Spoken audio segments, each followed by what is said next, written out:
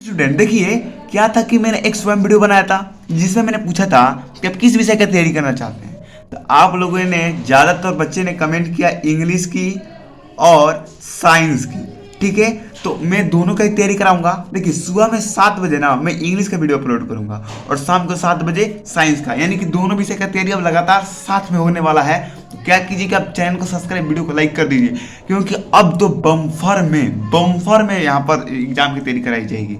ठीक है, तो आपसे एक बात कहनी थी। पहले मैं बात करता हूँ, उसके बाद वीडियो को स्टार्ट करते हैं। देखिए, मेरे चैनल पर काफ़ी वीडियो अपलोड हो रही है ना, आपकी तैयारी बहुत अच्छे से कराई जा रही है। लेकिन कई वीडियो के नीचे कमेंट में कई लोगों गलत शब्द का प्रयोग कर रहे हैं। कई लोग मेरा मेरा राइटिंग को कह रहे हैं कि तुम्हारा राइटिंग खराब है। ठीक है, मेरा राइटिंग खराब है। आप पहले बताओ कि आपके लिए इतना लिखा जा रहा है, लिखने के बाद वीडियो बनाया जा रहा है, वीडियो बनाने के बाद वीडियो को एडिट किया जा रहा है, वीडियो को एडिट करने के बाद नेट लगा के वीडियो को अपलोड किया जा रहा है। मेरे पास वाईफाई उपलब्ध नहीं है कि मैं एक दिन में 20 वीडियो अपलोड करूं या 2 घंटे का वीडियो अपलोड करूं। मैं 62 रुपये में 6 GB डाटा भराता हूं और 6 GB डाटा से ही मैं वीडियो आपका अपलोड करता हूं। ठीक है, तो आप मेरा मुश्किल समझिए, मेरी बातों को समझिए। आप अगर आपको वीडियो मेरा पसंद नहीं है तो आप मत देखो, जिनको पसंद है वो खुद ही देखेंगे मेरे वीडियो। ठीक है, तो प्लीज़ आप उचित कमेंट कीजिए। प्लीज़ आपसे बहुत ज़्यादा रिक्वेस्ट करता हूँ मैं, क्योंकि जब मैं ऐसी कमेंटों को देखता हूँ तो मेरा मन थोड़ हो जाता है और मैं सोचता हूँ क्यों ना मैं पढ़ाना ही आप लोग को छोड़ दूँ, क्योंकि मैं आप ही लोग को नहीं पढ़ाता, मैं कोचिंग में ही पढ़ाता हूँ। देखिए, कुछ मैं सभी बच्चों को नहीं बोल रहा है, बहुत बच्चे हैं जो बहुत ही अच्छे हैं। ठीक है, तो उनके लिए एक सैल्यूट है, और जो गंदे हैं प्लीज़ आप चैनल से चले जाइए। ठीक है, अब देखिए कि आपका जो इंग्लिश होगा वो इंग्लिश में सेक्शन ए जो पहला प्रश्न होगा उसमें आपसे अनसीन पैसेज बोलेगा। क्या बोलेगा? Unseen passage. ठीक है, तो अनसीन पैसेज तो मैं नहीं कराऊंगा। क्यों नहीं कराऊंगा? क्योंकि अनसीन पैसेज आपका फिक्स नहीं होता है कि यही आएगा। वो तो वो आपके एग्जाम के ऊपर होता है, वो जो उठा के देते हैं। इसमें कोई इंपॉर्टेंट नहीं होता अनसीन पैसेज में। अब बताता हूँ कि आप तैयार कैसे करोगे अनसीन पैसेज। ठीक है, तो देखो, अनसीन पैसेज तैयार करने के लिए ना अभी आपके पास टोटल इंग्लिश के पेपर में 8 से 9 दिन है ना। तो आप रोज एक एक अनसीन पैसेज अपने सीरीज से, बुक से सॉल्व करो। तो आप 9 अनसीन पैसेज कर लोगे तो आपका 9 में से फंसना ही फंसना है। ठीक है, तो आप अनसीन पैसेज का आप तैयारी कर लेना, इसके लिए दिल से सॉरी नहीं करा रहा हूँ। लेकिन सेक्शन जो बी है उसमें आपसे लेटर या अप्लीकेशन पूछे जाएंगे। तो मैं आज आपको मात्र चार बताने वाला हूँ। 2 लेटर बताने वाला हूँ और 2 अप्लीकेशन बताने वाला हूँ। यदि आप चारों कमेंट कर लेते हो, मतलब याद कर लेते हो, तो आपको यहाँ पर कितना अंक मिल जाने वाला है? 4 अंक मिल जाने वाला है। ठीक है, तो आप चारों को तैयार कर लेना। चलिए हम देख लेते हैं चारों को। ये देखिए, आपका पहला है ना, वो लेटर ये है कि write a letter to your friend, invite him to the attend your sister brother marriage. Sister दे दे, ब्रदर दे दे, कोई भी दे दे, बस आपको इतना लिखना है। लेटर लिखते समय पहले आपको अपने पता देना है, जहाँ आप लेटर लिख रहे हो तो वहाँ का आपको पता दे देना है। फिर उसके बाद डेट देना है और उसके बाद आपको लिखना है माय डियर शिवम। यहाँ पर आप जिस दोस्त के बारे में लिख रहे हो, जिसके बारे में लिख रहे हो, यहाँ पर उसका नाम लिख देना है। तो माय डियर शिवम, उसके बाद आपको इतना लिखना है I am glad to inform you that the marriage of my sister is fixed for 30 January. You are cordially invited to the wedding. My mother wishes that your sister should also attend the marriage. You will require the formal invitation card shown. ठीक है, तो आपको क्या करना है? इतना आपको याद करके जाना है। रट्टा मार जाओ इसको, एक याद रखना है। मैं जो बता रहा हूँ ना चारों, वो चारों बहुत ही ज़्यादा इंपॉर्टेंट है। 99% आशा है उनका पूछे जाने का। तो इसको तो आप कंप्लीट करके ज़रूर जाना, और उसके बाद ये लिखने के बाद आप यहाँ पर अपना नाम लिख देना। लेकिन आपको अपने एग्जाम के पेपर में नाम नहीं लिखना है, मना है। इसलिए आप यहाँ पर XYZ कुछ भी लिख सकते हो। ठीक है, लेकिन अपना नाम मत लिखना बस। अब चलिए, हम एक तो बता दिए और 3 है, उन्हें भी देख लेते हैं। अब देखिए, आपका दूसरा लेटर, मैं 2 लेटर और 2 अप्लीकेशन बताऊंगा। तो पहला लेटर बता दिए, दूसरा लेटर ये है, बोल रहा है कि write a letter to your father brother. Father बोलते, ब्रदर बोलते। Requesting him to send you है सम ऑफ 500 बोल दे, 1500 बोल दे, 2000 बोल दे, 3000 बोल दे, कितना ही बोले आपको इतना पर ध्यान देना है। इस यू हैव टू पे your college fees and make other payment और द परचेस बुक्स।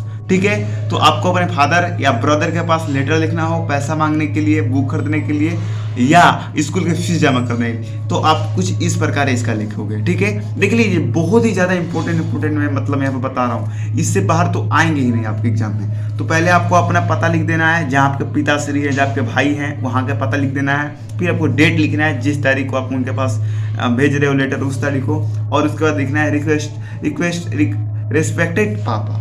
यहाँ पर पापा लिख सकते हो, ब्रदर लिख सकते हो, भाई लिख सकते हो, या यहाँ पर फादर भी लिख सकते हो, कोई दिक्कत नहीं है, ठीक है। अब आगे देखिए, यहाँ पर आपको लिखना है कि I am quite well here and hope you will also be happy, my studies are going and will my answer examination are at hand, I am in need of 1500 as, I have to pay my college fees and, मैं ऊपर कर देता हूँ, and make other payment I have to purchase some books, also kindly send a sum of 1500 rupees my MO at your earliest, ठीक है। उसके बाद यहाँ पर कुछ और थोड़ा सा उससे भी आपको एग्जाम में लिख देना है कि convey my best requests to the mother and love to नीटो।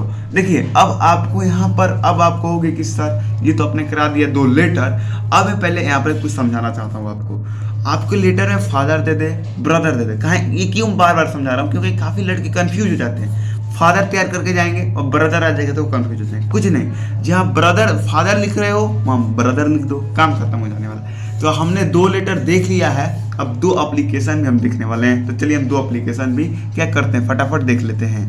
तो ये रहा आपका पहला एप्लीकेशन, बोल रहा है कि writing an application to the principal of your college a grant you leave for 3 days as you have to attend the marriage of your cousin sister, ठीक है। तो आपको ये एप्लीकेशन बोलेगा तो आपको कुछ इस प्रकार लिखना पड़ेगा। ये बहुत ही ज़्यादा इंपॉर्टेंट है, मैं बस 4 ही बता रहा हूँ और चारों ही बहुत ज़्यादा इंपॉर्टेंट है, एक फंसे जाने के लिए बहुत ही ज़्यादा संभावना है, ठीक है। तो आपको ये तैयार करके चले जाना है। अब यहाँ पर लिखिएगा to the principal, Ankur public school मैंने लिखा है, आपका जो स्कूल का नाम होगा वो लिख सकते हो या नहीं भी लिख सकते हो, दूसरा भी स्कूल का नाम लिख सकते हो, कोई फर्क नहीं पड़ने वाला है। फिर लिखिएगा sir I have to say that my cousin marriage is to the take place on the coming 12 January at Ballia. यहाँ पर आप कोई भी जिला का, कोई भी राज्य का, कोई भी ग्राम का नाम लिख सकते हो, कोई फर्क नहीं पड़ने वाला है, ठीक है। अब इसके बाद लिखिएगा कि I have to the attend the marriage as my father is not in a position to the show, ठीक है।